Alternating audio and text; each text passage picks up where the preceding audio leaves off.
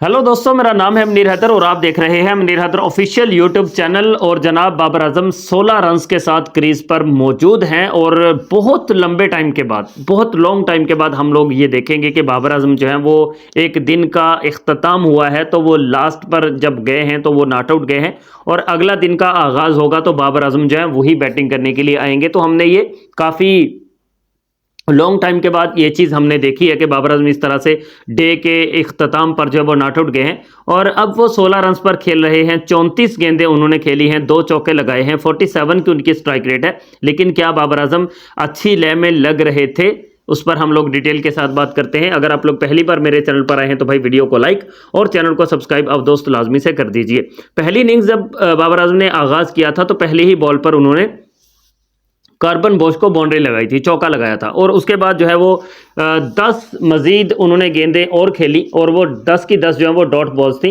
लेकिन उन dot balls में से बाबर आजम जो है वो बहुत ही बड़ी बाहर जाती हुई वाइड वाली बॉल को उन्होंने कैच जो है वो थमा दिया और वो वाला बॉल आज भी बाबर आजम ने खेला है, वैसा ही बॉल आज भी बाबर आजम ने खेला है और उस बॉल पर इन्होंने बाउंड्री लगाई है। जब ये आखिरी ओवर, मेरा ख्याल है कि चल रहा था आखिरी ओवर, तो इस आखिरी ओवर में वो बाउंड्री जो है वो बाबर आजम के बल्ले से आई है। बहुत ही वाइड बॉल था लेकिन बाबर आजम ने बहुत ही परफेक्टली उसको टाइम किया, बहुत परफेक्टली टाइम किया और शॉट लगाया था।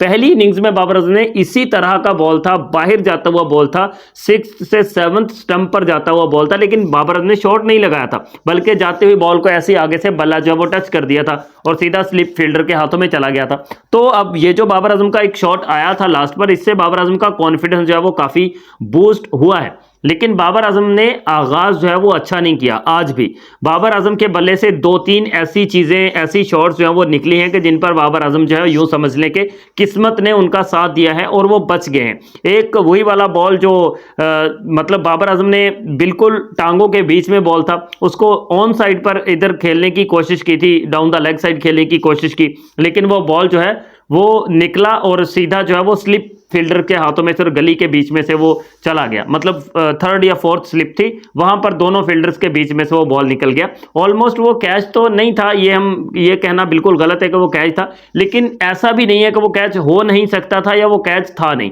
का। फील्डर से थोड़ा दूर गिरा था, लेकिन किस्मत की बात है, थोड़ा सा मजीद एज हो जाता, थोड़े बड़ा लॉन्ग चला जाता वो फ्लाइंग, तो कैच हो जाता।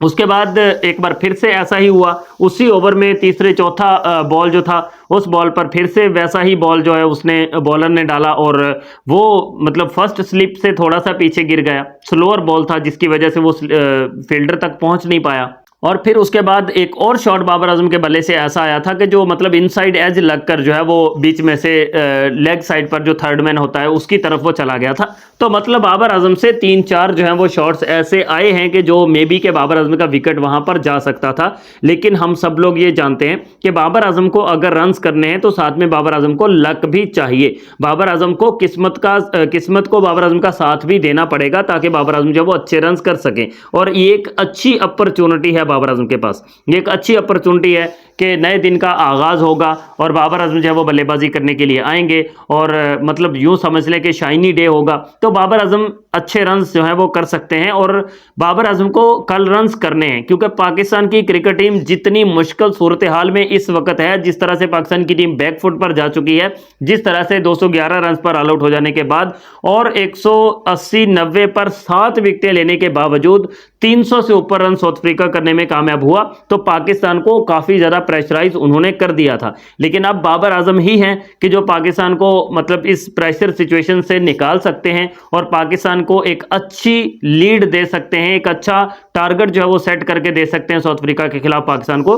तो उसमें बाबर आजम का रोल वेरी इंपॉर्टेंट है। और इस वक्त जो पाकिस्तान की जो प्लेइंग 11 है, जो पाकिस्तान की आज की जो इस मैच की प्लेइंग 11 है, उसमें सबसे सीनियर तरीन जो है बल्लेबाज वो बाबर आजम ही है, जिन्होंने 56 टेस्ट मैचेस वो खेल चुके हैं। बाकी कोई भी 39 से ऊपर नहीं है। 39 शान मसूद के हैं, 36 जो है वो मोहम्मद रिजवान के हैं। तो most experienced batsman Babar Azam ही है। तो इतने एक्सपीरियंस्ड बल्लेबाज से हम तवक्को लगाते हैं कि कल वो इनिंग्स का आगाज बहुत अच्छे तरीके से करेंगे, जहां छोड़ा है इसी से आगाज अच्छे तरीके से करेंगे और अच्छे रन्स, एक लंबी इनिंग्स खेलेंगे बाबर आजम और पाकिस्तान को इस मैच में वापसी करवाएंगे। बाबर आजम और ये साउथ शकील की अच्छी पार्टनरशिप चाहिए है पाकिस्तान को। होप्स हो के बाबर आजम जो है वो कल अच्छा करेंगे पाकिस्तान के लिए भी और अपने लिए भी।